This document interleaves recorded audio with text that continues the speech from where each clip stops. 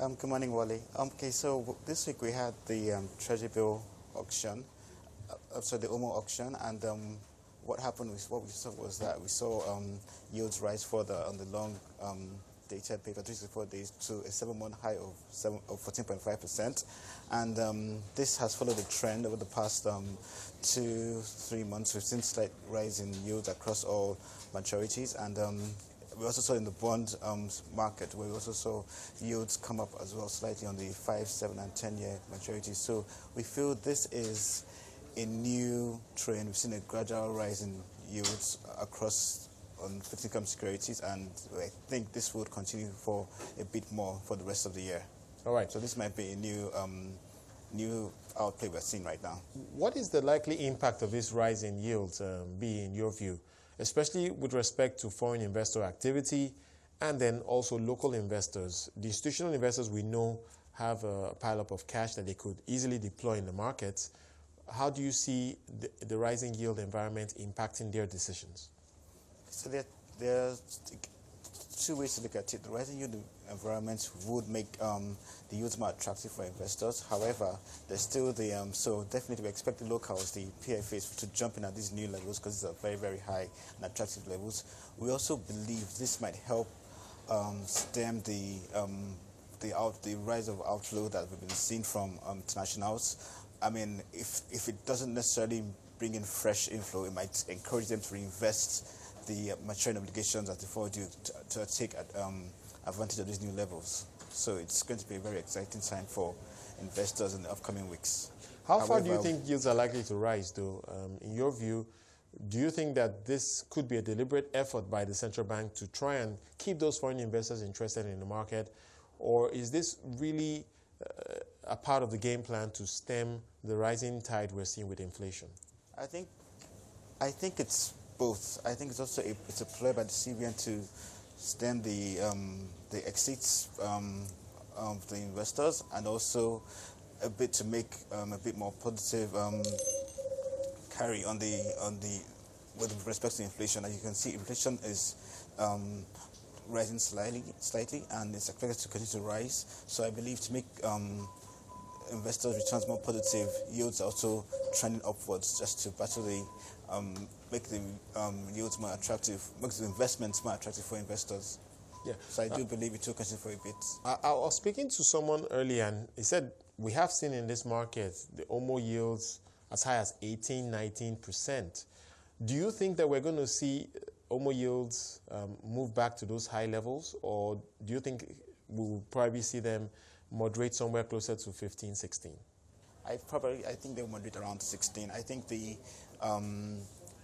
when we're seeing OMO yields at 18 levels was largely around the part when we're in recession, and it was the need to try and drive in more investors as much as possible. But I don't think that's the case right now. I think our reserves are still very high, and even though there's been a dip, and I think there's not much pressure in terms of the reserves that would want us to drive rates so high up.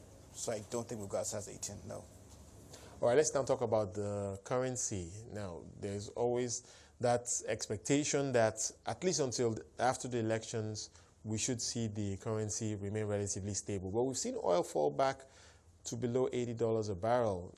At some point, there was that sense that we're going to stay above 80 for a while. But then we begin to see it fall back. The budget benchmark for next year is $60 per barrel. So all that considered, what's your view on the outlook for the currency?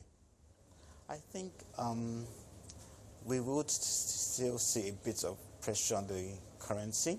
I think, in the INE markets, we've seen the currency go as high as 365, although this past week it's went down to about 363.9 because of improved supply.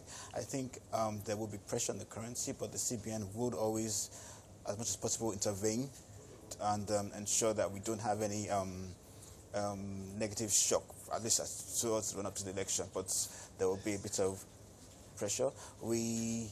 All prices will still stay above. So anything above 75% is relatively still good for Nigeria anyway.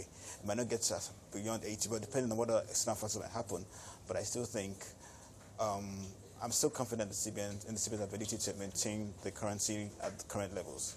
Take us into the investor and exporter window and give us a sense of how activities have changed, if they have at all, considering what has happened with foreign investors sitting on the sidelines. There was a time when there were concerns around liquidity. Would you say that liquidity is still relatively robust in that segment of the market right now, or has anything changed? I think we have improved liquidity right now, this period. I think we're seeing a lot more exporters selling into the market. I think also we're seeing, so that has helped stem the panic measure we saw a couple of months earlier. So the market will still remain very liquid. All right. Very quickly, if you can, just give us your expectations for next week, starting with the fixed income market and then, of course, for the currency. So for next week, we're going to have another OMO auction, and the general belief is that rates will trend up higher. So, so I think most players in the market will try and position themselves to take advantage of higher rates next week. We probably will see the 1 year go up for another maybe anything between 20 to 50 basis points next week. For terms of currencies, I don't see anything much happening. We still around the same levels. The INE market will still average around 363, 364 levels. For the NIFEX, we still will see it at around 362 levels. I don't expect any much of a shock in the currency market, but on the fixed income side, we will see a slight movement upwards in fixed income rates. Yeah. But staying with the fixed income market, what is informing your view on liquidity and the activities of the central bank with respect to the OMO auctions? What can we anticipate in terms of inflows and outflows from the markets next week? So for next week, the major inflow we're expecting anytime from now will be the FAC inflows, and anything between about 700 billion or there, about 680 to 700 billion will be shared amongst the three tiers of government, and we expect that once this hits the market, CBN will come and actively do a bit more almost to mop up the liquidity coming in. This week we saw a bit of inflows from Paris Club refund and the retail auction refund, so that helped stem the tight liquidity we saw in the money markets. However, for today, we expect that today is the retail auction, and as we're setting for the bond auction of Wednesday, we would expect liquidity to dry up. And also, if FAC doesn't come in today or Monday, when